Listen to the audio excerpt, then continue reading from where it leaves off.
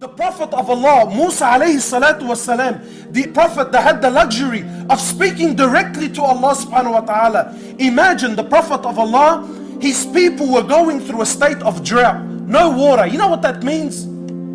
That means everyone was suffering. No water, no food, no crops. The plants were dying, nothing was growing. Animals were dying, nothing to drink, nothing to eat. Human beings were dying and suffering. Amongst them is a prophet. So the people came to Musa and said, "Ya Musa, what's going on?" I'll cut the long story short. So Musa and his people, they go to the desert. Musa raises his hands and he says, "Oh Allah, you can see what's happening to my people. Ya Allah, we're begging, we're asking for rain." Naturally, when a prophet asks, what happens? Allah answers, yes or no. Musa asked for rain, they're waiting for the clouds to come in, nothing happened. You know, forgive me, these are my own interpretations. I'm making it clear, these are my own interpretations. These are I have this problem. Whenever I read, these thoughts go through my mind. I'm thinking, wow, imagine being a prophet at that moment. My people who already their iman is with the wind, going and coming, right? True? Allah subhanahu wa ta'ala again and again, Banu Israel were the worst. Yes? And imagine the pressure he was under. My people are turning to me, they're waiting for the response. I'm a prophet of Allah. Right? I have direct relationship with Allah subhanahu wa ta'ala. Ya Allah, I clearly asked you for rain and nothing happens. Talk about heat under the collar. So Musa says, "Ya Allah, what's happening? I asked for rain and no rain." Now listen to what Allah says. He says, "Ya Musa, from amongst your people there is one sinner."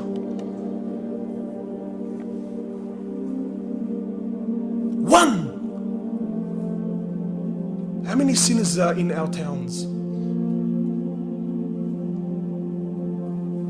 How many of our Muslims don't pray? How many of our sisters are still unscarved? How many of our elders still cannot read Fatiha properly? Ya Musa, from amongst your people is one sinner. And because of him and him alone, I have deprived the rain from falling. So you can come to me now and talk to me about justice and wisdom and is this fair all night long. Doesn't change the fact that Allah deprived rain upon a prophet, upon people, upon innocent women and children and animals and crops because of the actions of one man. One man!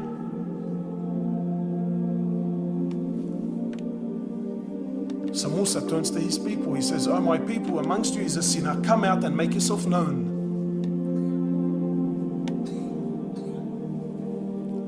You know, I always think about this story and I think, imagine being that man at that time. You know, wallahi, with all respect to everyone, I already know without anyone, every person in this room is a sinner, including myself. Every one of you is a sinner, whether you like it or not, because the Prophet of Allah will never lie.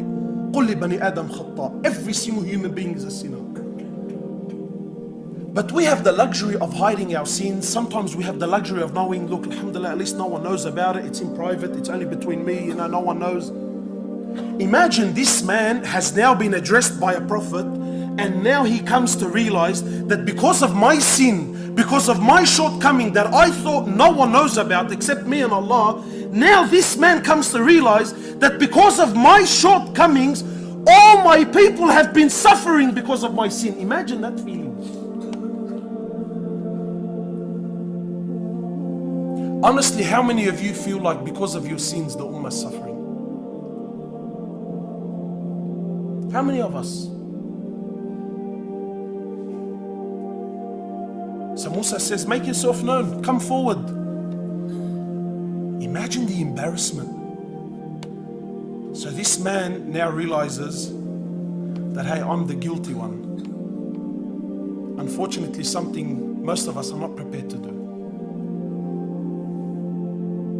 So the man repents, he makes tawbah to Allah, but doesn't make himself known to Musa alayhi salatu wasalam. So Musa waits for the man to come forward. No one comes forward. Musa goes back, asks Allah, and And to his amazement, the rain comes and starts falling down. So yes, of course, Musa is happy the rain is there, but now he's baffled. It's ajib. He says, Ya Allah, please, some clarification. I asked for rain to begin with, you said there's a sinner. I asked for the sinner to come forward, no one came forward. I asked for rain the second time and now the rain comes down. What's going on?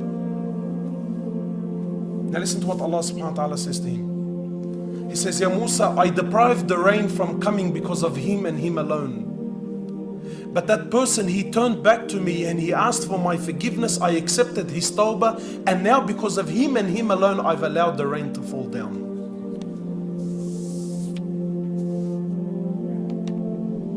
So Musa is now interested. He says, Oh Allah, tell me who this man is. Allah subhanahu wa ta'ala says to Musa, He says, Ya Musa, I didn't expose him when he was a sinner. What makes you think I'm going to expose him now that he's repented and turned back to me? You know what's the amazing part of this story? Is not the fact that Allah allowed the rain to come. You know what I find is interesting? What I find interesting is this man that was man enough to admit, was man enough to stand up and say, hey, I am in the wrong. He was man enough to acknowledge the fact that his shortcomings made his people suffer, and he was man enough to acknowledge it, and he was man enough to turn back to Allah. He was man enough to ask Allah Azza wa Jal for forgiveness, and Allah subhanahu wa ta'ala accepted